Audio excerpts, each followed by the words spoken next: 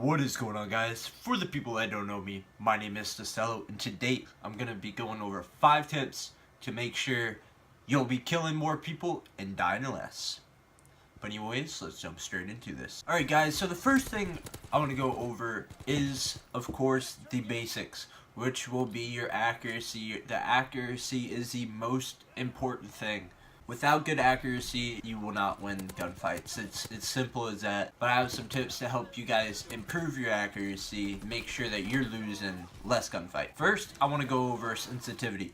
And to get the sensitivity, of course, you're going to go into your setting to controls and your horizontal and vertical sensitivity. I play on 5.5. That's what a lot of competitive players play on, anywhere from like 4.4 to 6.6. Is usually the range that competitive players play on, and it works great for me. Also, of course, I'm sure that you guys have heard this before, but to help your accuracy, you can buy control freaks. If you do not know what control freaks are, they are basically an extension on your toggle sticks or your little movie sticks.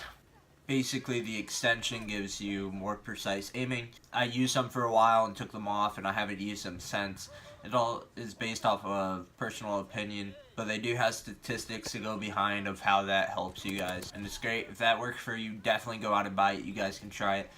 I'll leave the link to their website down below in the description. Last thing I want to go over accuracy-wise is a basic way of helping you improve your accuracy. You know, at the beginning of the day or whenever your accuracy is just off. If I'm having a really crap day, you know, go into custom games and just put on some random map and free-for-all, and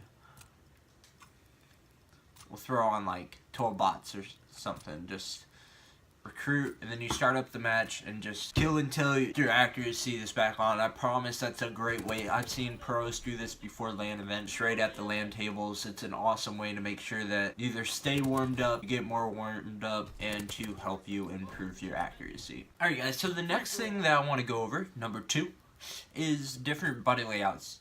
And if you guys cannot afford a Scuf, I know a lot of people can't. I personally use a Scuf. I'll explain what a Scuf is later. But you can change your different button layouts, which will help a ton. So if you go into button layouts, you of course have the button layouts and the flip of the 2 back.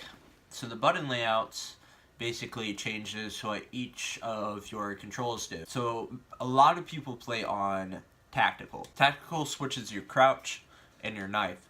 So instead of B being your crouch, is going to be your knife. So this makes it a lot easier to drop shot. You just hold down your toggle stick and it drops. The next button layout that you guys would probably like a lot, go over and you'll find the bumper jumper. If you get jump shotted, you guys, I'm sure you know what it is. A guy will hop around the corner and just demolish you. A lot of times, if they're not using a Scuf controller or they're not playing claw, I'll go over that in a moment as well, they'll be using bumper jumper, which switches your tactical and your jump buttons. So your left back tactical is going to be your jump, so that you can play with both your fingers on the back, then you can aim and jump at the same time. Aim, shoot, jump. But it's basically a way so that you can jump shot without a Scuf. The next button layout that I want to go over is basically just the 2 put together. It's a bumper jumper tactical. It switches your knife, your crouch, and then of course your jump and your tactical equipment, and it puts it in one so that you can easily jump shot and drop shot without a Scuf, which is awesome. And then what you'll see a lot is the flip of the L1, R1, and L2, R2. You'll be shooting with your R2 and aiming with your L2, which some say take off some of the input lag that it takes to aim and shoot rather than using the back button. So as you can see, I'm barely pushing this down and it doesn't register that I'm shooting. So you have to push it down more, a good bit more, for it to actually shoot. And rather with this, it just instantly works. Alright, the last thing that I want to go over in this section will be playing claw.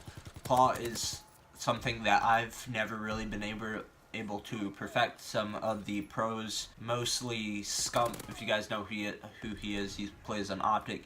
He plays claw. It's where your finger is making it where you can push all 4 of these buttons. So you can, of course, jump and reload and all that other good stuff.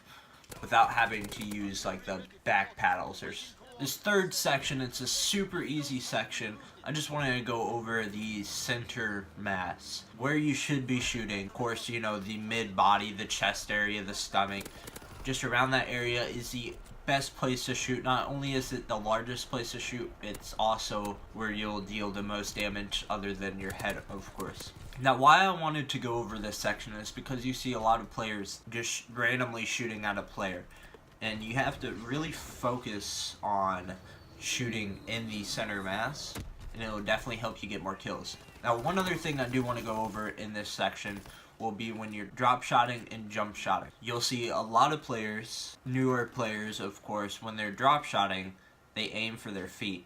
Because, of course, when you drop shot, your gun is going to go with you if you don't move it up or down. And then you're shooting at their feet, which is a horrible place to shoot. So make sure when you're drop shotting, of course, that you're bringing your toggle stick up with it. Jump shotting the same way, you're going to be jumping left to right. You're going to want to aim for the center mass of the players. Alright, this fourth section, of course, it's another easy section. I know a lot of people go over this on how to improve your skills or whatever, but it's a pretty big section, which covers all of your setup.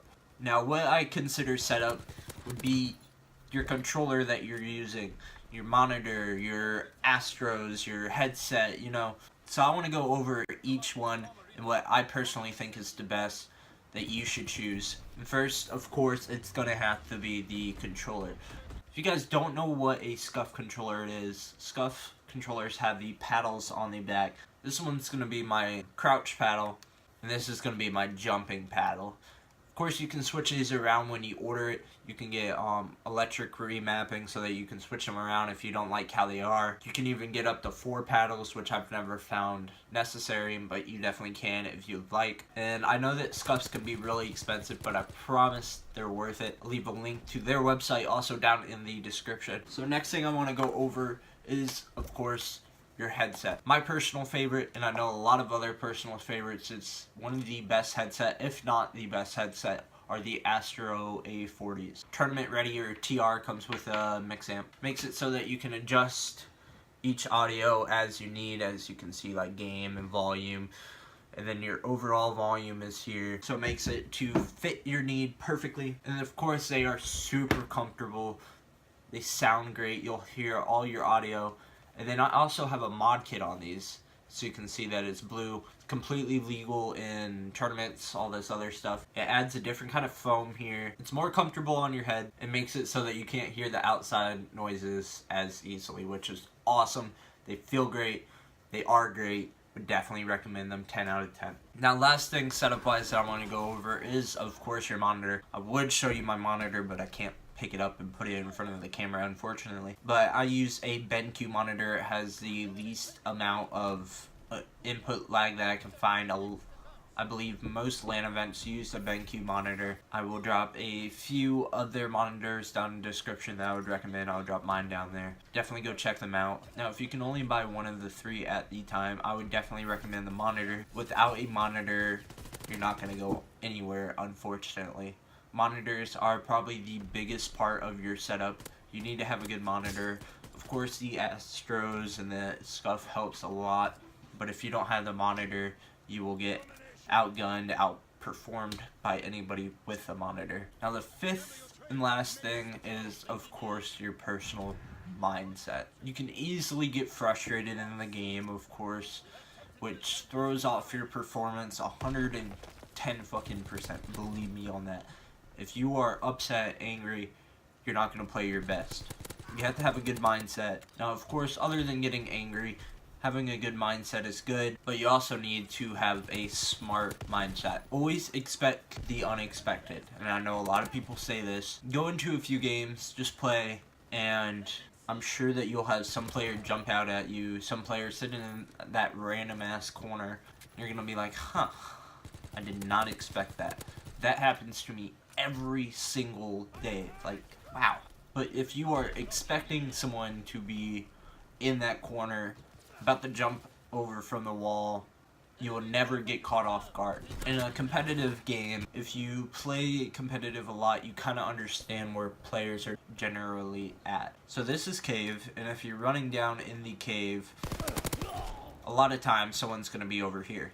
So you can, of course, walk around this corner, pre-emit, you can pre-shoot, then you can expect someone to be in communications, or on the stairs.